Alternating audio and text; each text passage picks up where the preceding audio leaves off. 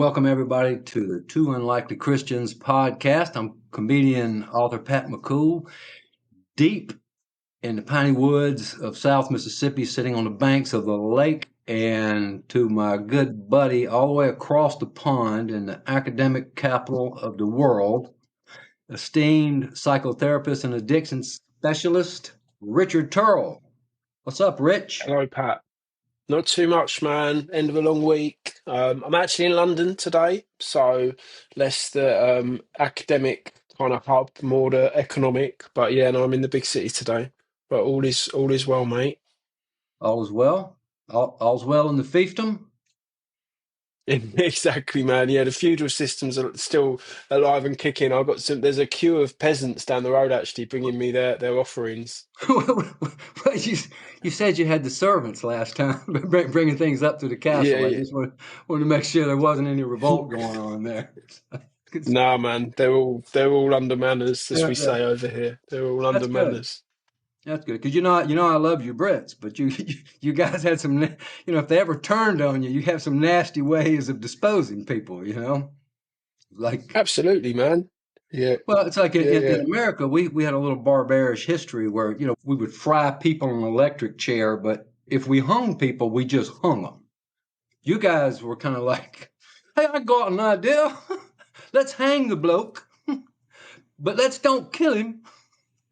Just before he's dead, let's drop him, remove all his limbs, and hang him again. So, Yeah, man. Yeah, yeah. so It's like when you double fry something, you cook it and then you cook it again, get some extra flavor into it. put some Yeah, extra flavor. You just want to discourage the yeah, next guy from trying to overthrow Richard in the castle. Well, yeah. it's Well, good we to see. uh we let we led the world in mistreating people, I think, for a while there. So No, yeah, no, but we love you for it, especially in America. We got July 4th coming up. I mean, if it wasn't for you guys, we wouldn't have Independence Day and a 3-day holiday. We're deeply appreciative of it. yeah, yeah, yeah. So That really comes across. oh man, but look, but it is good to see you.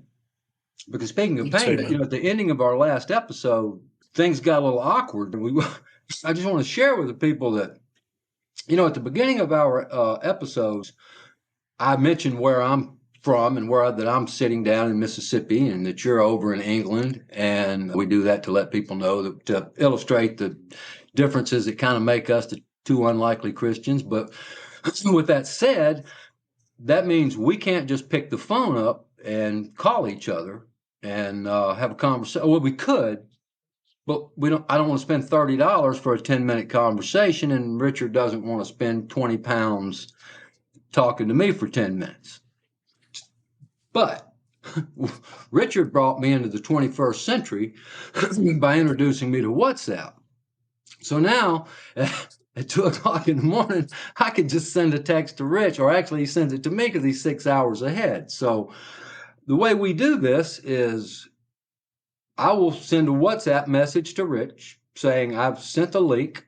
Join the conversation at your leisure, and he'll jump on, and then we'll start the conversation. Or actually, he will send me a message back saying I'm coming, and 15 minutes later he'll show back up because he wants me to feel like I'm talking to my wife. so so actually Richard's a very busy man. So the last time we did that, I sent Richard the message, sent the link. He said, "Yeah, I'm coming." We start the episode, and I set the phone down. During the episode, I see a message flash across the top from my wife. And the message says, "I'm in Polkville."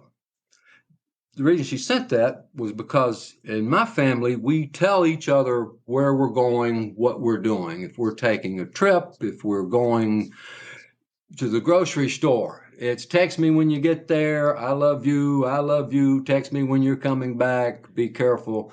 This time she was on going on a 2 or 3 day trip, and she had just left. And so when the episode ended, I picked up the phone She had just told me where she was, and I sent her a message saying, just finished talking to Rich. The dogs are indignant because I wouldn't let them in the office. Have fun. Be careful. I love you dearly. And threw in about 5 exclamation points. And I even think I threw a heart emoji or two in there because I'm a very sensitive guy. Rich doesn't, I'm still, a little bit of a Renaissance man. And went on with my life and was happy with myself. A few minutes later, I walk by the counter and I pick up the phone and the WhatsApp app is open. And I realized I had just sent that message to Richard. So I had just Well, told Richard. the thing was, Pat, you didn't say you'd just finished talking to me, because that would have given it away that you were talking to someone else. So actually, what it came across was that you told that it was an update on how the dogs were, and then have fun and be careful. I love you immensely, which was, it was different. I know you Americans are, you're very expressive. You don't have the stiff upper lip like we have, but yeah, I mean, I had to take a beat and really think about, where our relationship was at. I generally like to be bought dinner before we start to get into that kind of thing. So yeah, it was a moment, Pat. It was a moment. When I saw it, I popped into a sweat. I was thinking, oh no. Oh no, Richard thinks I'm trying to take the relationship to another level. I mean, I love you, man, but I love you in a I love you, man kind of way, not I love you. Text me when you land in Amsterdam, so I know my boo boo made it safely. So Yeah. I love you, man. That I'm comfortable there, Pat. That's more. we're That's good. enough. That's more. Yeah. That you know what? That's more than I, enough. I did get your response. I realized before I was hammering Yeah. away oh my gosh, this is to my wife, but I did notice your reply was, I know you guys are a little more demonstrative with your emotions, but you haven't even bought me dinner yet. Yeah. So I dried the And then sweat off. that it's probably a good point to draw your attention to this bit of functionality where it says block Pat McCall, and then report Pat McCall. So it's always good to know that that's there, Pat. Yeah. Okay, well, all right. So now that we got all that settled. All right, let's get back to our favorite topic, and that is Jesus. At the end of our last episode, for those of you that are just joining us who have listened, uh, our podcast is really a continuation of a conversation that started about a year and a half to 2 years ago. We met and realized we had a deep passion for helping other people, and the best way to help people is share the gospel of Jesus. And then we just started having a conversation, and we thought in our first episode that we would just cover our story so everyone would know our background. And here we are in the fourth episode, and we haven't quite gotten it all out yet. So to go back to the end of our last episode, I had just finished telling you about stepping out of this person's office after I'd stepped out of this courtroom, found out I'd gotten probation at 18 years old, that I wasn't going to prison that I thought I was going to. I went to visit the person that I had shot at me, and I thought he was shooting to scare me, but he told me that he was actually pumping bullets from a 38 caliber weapon right at my back, and they were almost like they were going right through me. I left this gentleman's office and went and sat in my car, which brought back all the memories of all the times that God had been with me in my life. And that's when I really started realizing that God had been with me all along, and all of the dots that connect in our lives that everybody has. So from that point forward, after I left that parking lot that day, I went and got my act together. I went and took what we call an ACT in America, which to get into college. I did enroll at the University of Southern Mississippi and started getting my act together. I still had a long journey with Jesus, but to illustrate how all of these dots get connected, the following summer, I answered an ad for a uh, job that paid a good bit of money for my age and back at that time. And I told myself if that was if it's anything but insurance, I'm going to take this job because I know that I could do well at sales. And I went to the job and interview, and it was insurance. So of course I took the job, and turned out I was really good at it. But after a few years, I quickly became a top salesman with this company. After a few years, I got hired away by one of the top companies in the country, a Fortune 500 company, and that's where I met my wife, which was one of the best things that ever happened to me in my life because my wife's father was a Church of God pastor. My wife was a uh, quite the woman of God herself, and I had an awful lot of polishing up to do. And she helped me polish up, and within a couple of years, I had actually gotten promoted to becoming one of the youngest regional directors in the company's history at the age I was at. And we did this for 15, 20 years, just like you, Richard. The cars and the houses and the vacations, but something was missing where you were having the void and the habits were all coming back. In my case, it was after about 15 or 20 years, I just felt like God had something else for me to do, that He didn't just bring me through everything He brought me through just to make a lot of money and drive Jaguars. And which, by the way, to show you how much we love the Brits, we've had 3 Jaguars. Oh, I have, nice. yeah, I got one sitting out in the driveway covered by a tarp. I didn't know they made pickup trucks, Pat. No, it's a Jaguar XK8. And the great thing about driving Jaguars, Richard, because it taught me why the British don't make televisions, because you haven't figured out how to make them leak oil. because because because that thing's engine blew up at 137,000 miles. But maybe I should have changed the oil a little bit more on it. But the point was, we had a lot of success, but I did have a kind of a void in life, and that's when one day I came home and told my wife that I had quit the insurance business, and I thought she was going to gather up the jewelry and call her parents and get a good attorney. And she just looked at me and said, I knew you were going to. I think God has something else for you to do. And I went and did a spot at a big club in Birmingham, Alabama. And when the show was over with, the audience erupted. The owner of the club called me in and said I could do this if I really wanted to. And next thing you know, I'm performing around the country and performing in the Hollywood Improv with guys like Jerry Seinfeld, and traded the Ritz Carlton in for pilot truck stops, and I was off and running.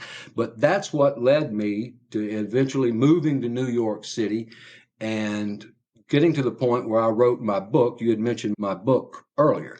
Bonsai wasn't really that big of a hill. One Man's Walk Towards God is the subtitle, but One Man's Walk Towards God is really what the book was about.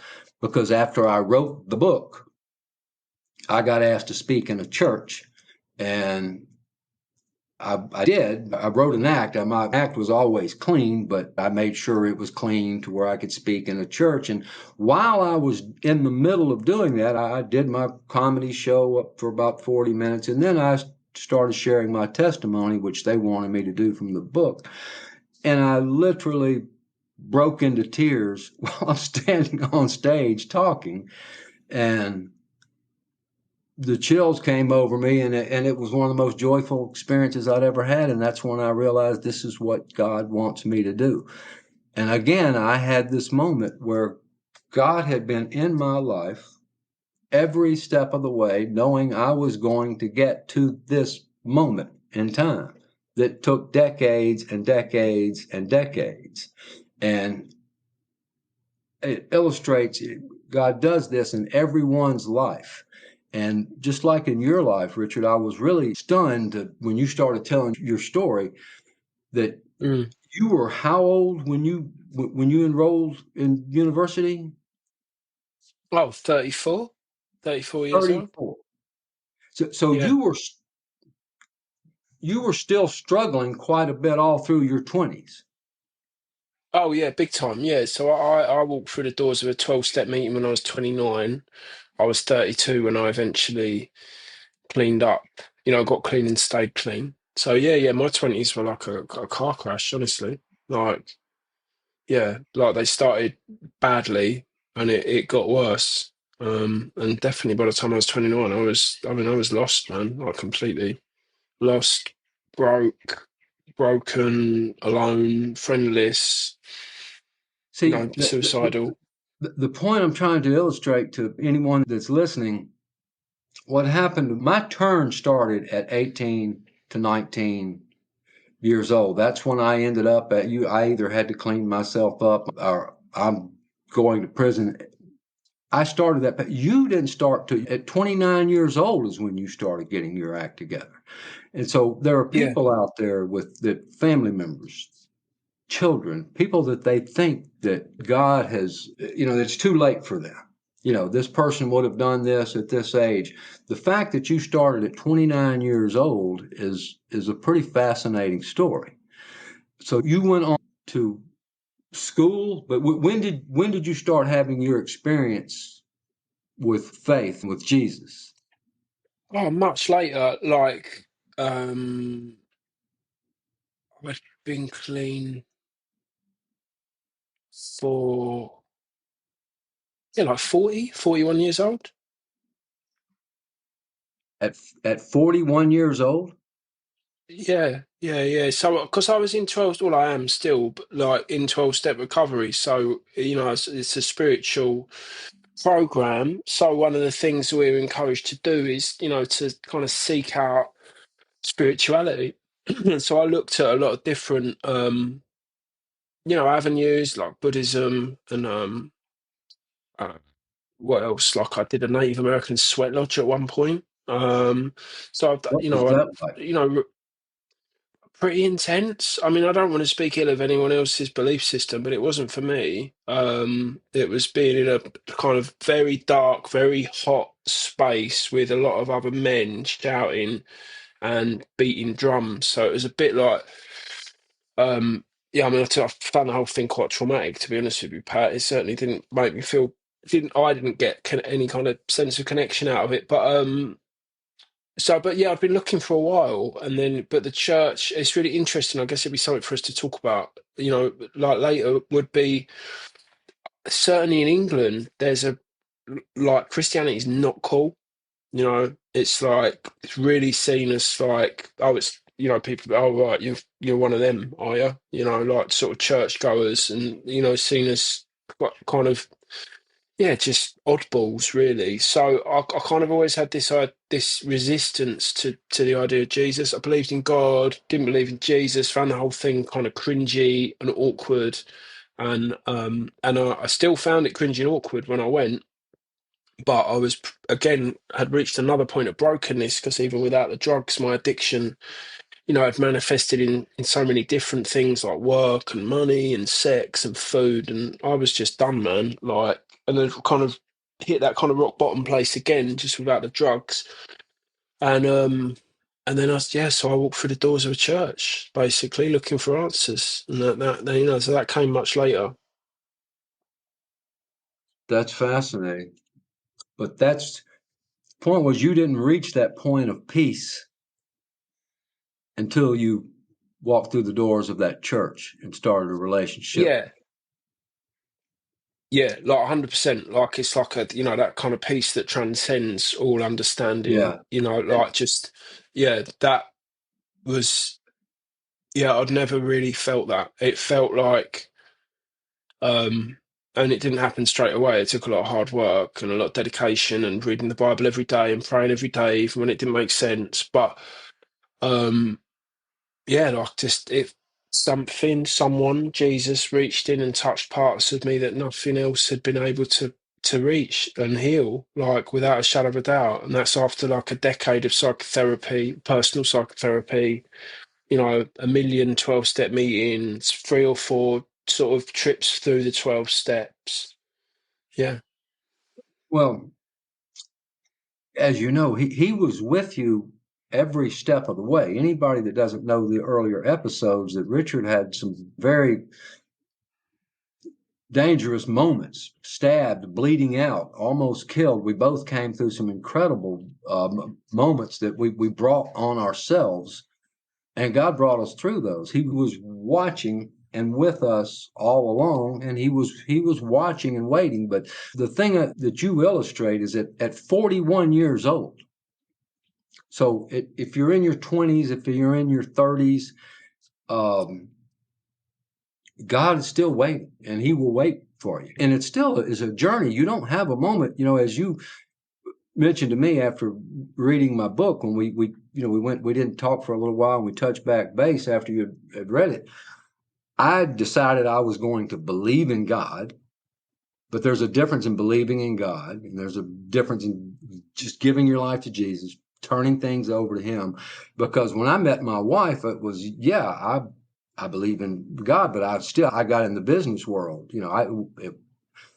I wasn't past telling a fib to win a business deal or things like that. My wife was always standing over there. Just she's this incredible woman that would. What did you say? Oh, did you tell him? Well, that's not true, is it? I was like, yeah, but I got the, got the deal. And she's like, yeah, well, you really think Jesus won? And little things just kept moving along with me. I was making money, but I really wasn't filled with the peace. Everything felt Mm. like, but I was moving, I was believing in God. I believed in, I had, when I went for took that first job in the insurance business, the man was I don't know if I told you this or if it was in the book, the man was a Christian, and he asked me if I believed in God. And I said I did. He said, have you ever accepted Jesus? No, boy, I really started sweating then. And he said, you want to? And I was just, I mean, what was I going to do? We prayed the Lord's, and I officially got saved or gave my life to Christ then, but I really didn't give anything up at that point in time. I prayed that prayer, considered myself saved. I'm a Christian, went on about my business, and I was still considering myself, but there were still things I still kind of had that peace was not there.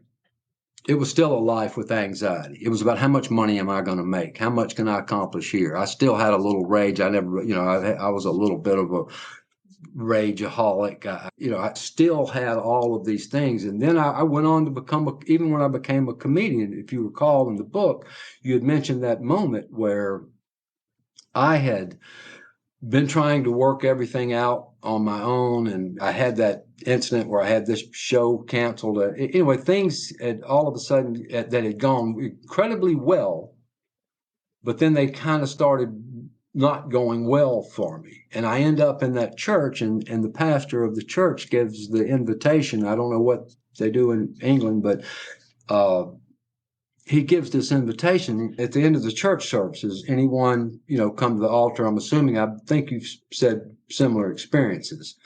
Yeah, And yeah, 100%. and as a matter of fact, the video you sent me of your last church service, um, very similar to the church service here, because I was wondering what's it like in England. What do you do? I mean, I know I don't. I know we joke about it, but I'm like, is everybody wearing robes? Is the is the Well, we pastor? we got some of that, but I go to, for me, it's about kind of modern church, modern worship music, and Yeah, so like that's where I find that's my home, But yeah, we have the altar call, we have the altar call, and I definitely get that kind of experience. I came in, I believed quite quickly, and I got baptized on that basis. That I believed that Jesus was the Son of God, that He died on the cross 3 days later, and then He rose up to heaven to sit at the right hand of the Father. And I knew that was true all of a sudden, but I didn't. My life was I was still very lost, is the truth. I was still very lost. And then a bit like you, like the shows got cancelled and things started going wrong, and for me, my life blew up. Like my addictions, my non-drug related addictions, all it all blew up. It all came out, and it was an extremely difficult time. But I got a pastor friend in New York called Roman Ramos, and he talks about sooner or later, like Jesus keeps knocking. In the end, it's like, are you listening yet?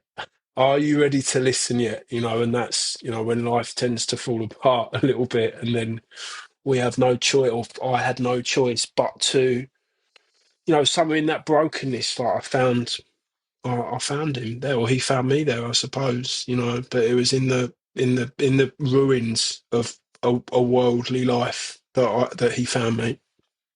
Well, that's the similar situation I had. I was still trying to do things my way. I hadn't really completely turned it over. And that day he gave that invitation, and you read it in the book because mentioned, you mentioned it to me where the pastor was fantastic. He's my pastor now. And he said, he gave the invitation and nobody moved. And I didn't. I was kind of I was like, okay, everybody here that's got something to get off their chest's already done it. Let's move along. The football game starting. I'm ready to go home. And he said, keep singing to the choir. And he said, I just feel like there's somebody in here that I'm speaking to.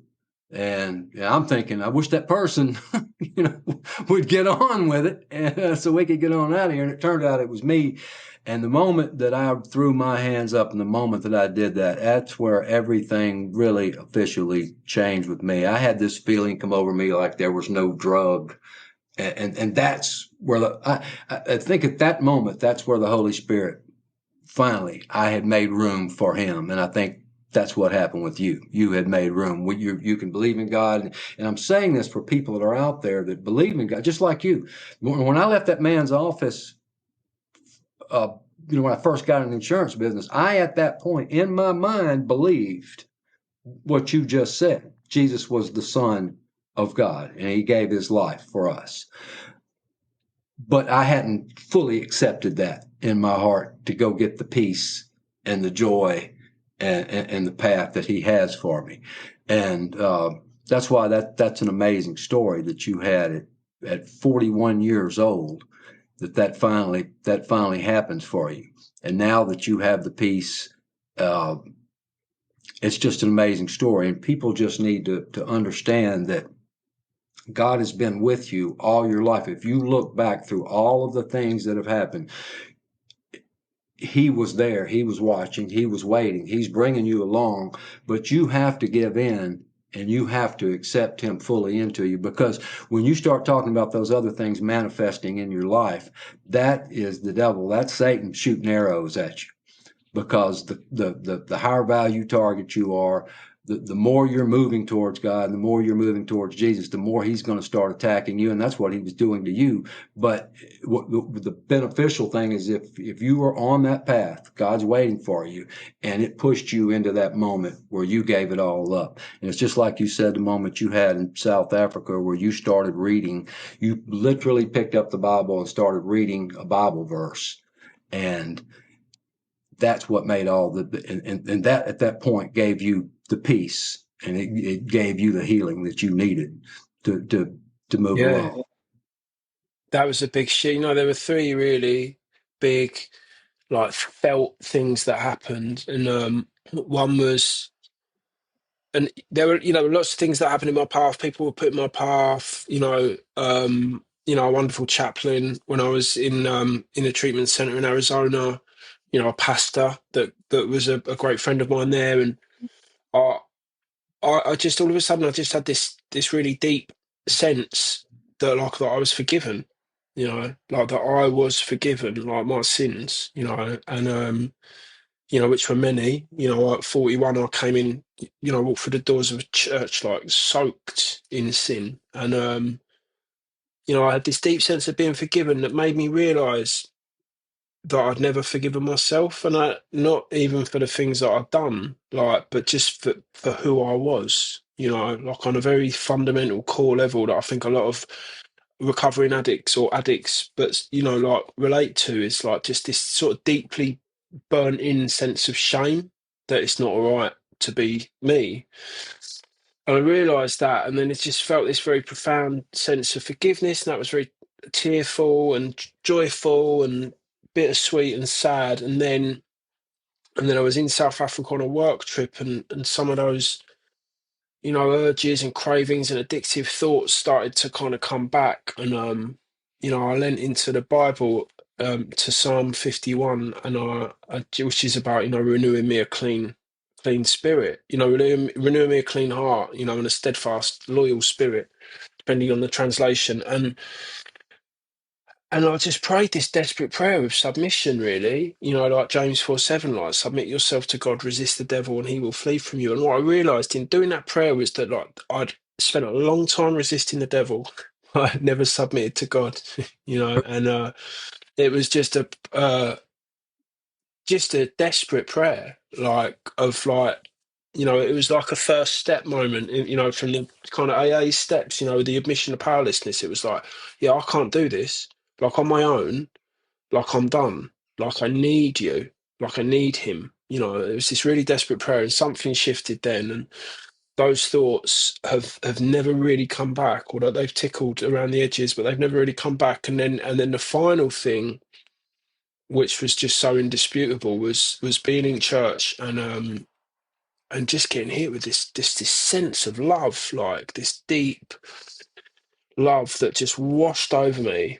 And I know we spoke about this separately, Pat, but like, it was this it was completely bittersweet, because in realizing how loved I was by him, and how completely and unconditionally loved by him I realized that I'd never really felt that. And I never knew how to feel that. I didn't grow up in an environment that particularly supported feeling that. And I just sobbed, man. I remember just sobbing, like I had to go to the toilet at the back of the church and, like, clean myself up afterwards, like I was like a mess. You know what I mean? And yeah, and that was like, and on the back of that, it's like, I don't believe that God loves me. Do you know what I mean? And I don't think that God loves me. Like, I know He loves me, like, unmistakably. Like, there's no doubt in my mind. And even though, like, my trust in God and Jesus can waver sometimes, when things aren't going quite my way, and there's a growing edge there for me in my faith journey. But, like, my faith, no, has never. It doesn't shift. Like, I know that Jesus was the Son of God. I know that God created the earth. I know, like, I know that He walked the earth, and I know that He died on the cross for our sins, and I know that He rose again 3 days later. Like, it's just like, I know that that's the case. Like, I know He's, the King. Like, it's as simple as that. Like, there's no doubt. It's no doubt. That's it. And when people realize that, then that's where the peace, that's where the healing, and that's what happened with me. The day that I finally gave it all up, I was healed. It was just I was healed of those things from the past. And one misconception, people think you give your life to Jesus, you become a Christian, that you're walking around with no regret. No, Jesus paid the price. But both of us, and I encourage you, Richard had mentioned, the struggles for his early childhood. We don't have time to get into it, but if you go back to the earlier episodes, um, you will see that Richard had a very tough childhood and had every reason in the world to not feel loved. And I come in contact with so many people, Richard, that I can just tell. I can just look in their eyes and I start to hear their stories, because I'm genuinely interested in everybody's story, because everybody has a fascinating story. They don't have to go through or do the things that we did and that I did, but they all have a fascinating story. But people struggle because of lack of love. We all want love, and you had a reason to not believe it. I had some reason, some not, some I brought on my own, but that's where it all comes from. And the whole point of giving your life to Jesus is feeling that love and knowing that you're loved. Does not mean that Satan's not going to shoot his arrows at you. He is. I use a phrase I call Monday morning atheist. My wife doesn't like it, but it's Friday, hallelujah, Sunday, great, sermons. You wake up on Monday and the devil's like, he just starts in on you. But when you're able to draw on the peace and the joy and the strength that Jesus gives you, And when you know, it's like you said, I know. People ask me, I've talked to somebody who's an agnostic or an atheist, and I said, I can't, I'll explain things about, the Bible's, you can't explain the Bible. You can't explain all of these things. But I said, but the proof is, this is who I was, and this is who I am now. And I know it. I'm Mm. not interested in winning any debates. I just know who I am. And the only difference in my life is my faith in Jesus. And it's available for anybody. And he will wait as long as it takes for you to come. And there are people out there that don't know Jesus. There are people that do, that are just like you and I were, that are right now listening to this, that are struggling day to day. It might not just be with temptations, but just life in general is getting up, and they just don't know the access that they have, that the peace and joy, and that the creator of the universe has been watching them from day one, has been watching every step of them, and he's watching them right now. And you can get your strength and your peace from them. Before we go, you sent me, which was quite amazing. You're quite the brilliant guy there, Richard, because I was thinking about this the other day, and I was thinking about we're going to do our next episode, and I was looking at it. Was just, and you out of the blue, you sent me a WhatsApp message, and it was at a time that I never get a WhatsApp message from you. I get it. Richard sent this at 1 o'clock at night, and I've got it. And you sent these two poems, which were just brilliant. And I got chills each time I read the first one. I haven't really delved into the second one because I keep reading the first one again. And I don't want to put you on the spot, but could you just, as we close out, just read that poem that you wrote? Yeah, of course, Pat. Thank you. So this is a poem I wrote called "He Loves You Anyway," and it goes like this. So I came to the altar, soaked in sin, drenched in shame, and mired in the world, shackled by lies. And he said, "Come as you are, and I'll wash you clean, because I love you anyway, more than you could ever know. I always have, I always do, and I always will." That's fantastic, Richard, because if anyone that can get that in their heart and in their mind can change their lives, and there's nothing more important than those last 5 lines. Those last 5 lines, which is something I try to tell people all the time, because I love you anyway, more than you could ever know, and I always have, I always do, and I always will. All the things we were going through in our lives, all the things that people that are listening to this have gone through, if they just could get into their minds and into their hearts that Jesus has always loved them, always does, always will, that is life changing. And that is where you can find the strength to living a life of peace and joy and happiness and purpose, which you and I have found, and we'll continue to try to share in our next episode. Rich, till next time, I love you, man. Don't text me when you get to Amsterdam. And I'm not going to Amsterdam, Pat. you're not? No, I'm going to New York. Oh, well, maybe text me when you get to New York. Yeah.